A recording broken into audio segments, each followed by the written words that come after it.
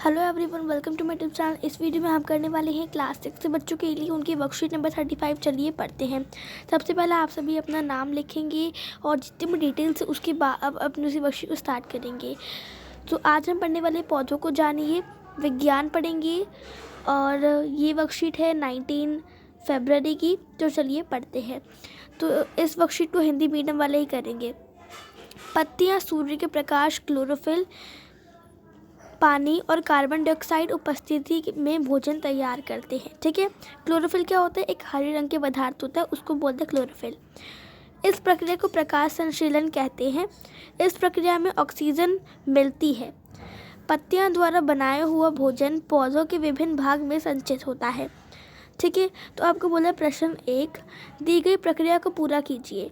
अब आपको प्रकाश संश्लेषण में क्या क्या ज़रूरत पड़ती है, प्रकाश संश्लेषण की प्रक्रिया को पूरा करने के लिए, वो उसमें कुछ आपको लिखना है। ठीक है, डैश प्लस पानी, क्लोरोफिल और सूर्य का प्रकाश, डैश प्लस ऑक्सीजन। सो यहाँ पर आप लिखेंगे खनिज लवण और यहाँ पर आप लिखेंगे कार्बन डाइऑक्साइड, क्योंकि आप फिर हो जाएगा खनिज लवण प्लस पानी, क्लोरोफिल और सूर्य का प्रकाश plus carbon dioxide plus oxygen. ठीक है, तो यहाँ पर क्या लिखेंगे? यहाँ पर लिखेंगे खनिज लवण और यहाँ पर लिखेंगे कार्बन डाइऑक्साइड। ठीक है, अब देखते हैं।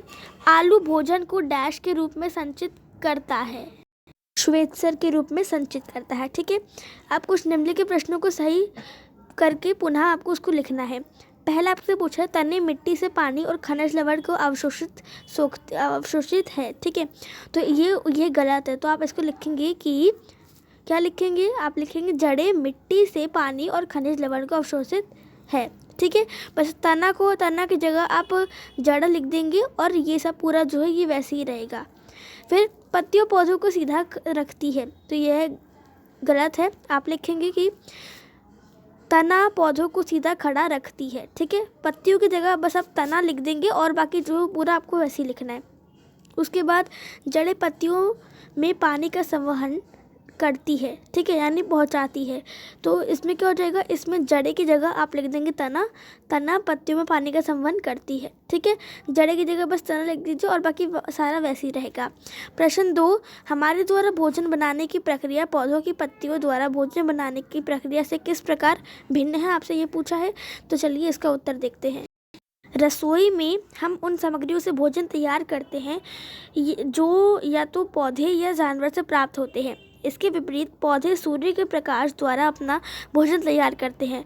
प्रकाश संश्लेषण की प्रक्रिया द्वारा जड़ों द्वारा ली गई हवा और पानी से अवशोषित कार्बन डाइऑक्साइड। ठीक है, तो हम बहुत सारी उससे खाना बनाते हैं, बहुत सारे इंग्रेडिएंट से, लेकिन जो पौधे हैं वो अब सिर्फ मतलब कार्बन डाइऑक्साइड और जल का उपयोग करते हैं और सूर्य के प्रकाश की। तो इसीलिए हमारा जो खाना है और उनका जो खाना है वो हमारे खाने से अलग है। ठीक है, तो ये हो गया हमारा प्रश्न 2। आगे बढ़ते हैं। अब हम पढ़ेंगे वाष्पोत्सर्जन। ठीक है, वह प्रक्रिया जिसमें पत्तियों से वाष्प के रूप में पानी का निकलना, उसको हम बोलते हैं वाष्पोत्सर्जन। ठीक है, अब आपको बोला पत्तियों में वाष्पोत्सर्जन होता है। इस क्रिया को दिखाते हुए नामांकित चित्र बनाइए। ठीक है, और फिर ये आपको बोला है तो भी बना लेंगे उसको, पहले इसको भी देख लेते हैं। इसमें आपको ये बोला है कि फूल के मुख्य भाग कौन कौन से वो बता रखा है। तो बादल वह भारी भाग जो विकसित हो रही कली को घेरती है। पंखुड़ियाँ फूल का रंगीन भाग, और पुंकेसर फूल का नर भाग जो परागकोश और तंतु से बना होता है। स्त्रीकेसर फूल का मादा भाग जिसमें वर्तिका और अंडाशय होता है। ठीक है, और प्रश्न 4 में बोला कि फूल का नामांकित चित्र बनाइए। तो अब हम प्रश्न 3 और प्रश्न 4 दोनों में आपको चित्र बनाना है, तो चलिए इसको एक साथ करते हैं। तो ये देखिए मैंने यहाँ पे आपके लिए बना रखा है। तो देखिए पहला जो आपका प्रश्न 3 है उसका ये रहा।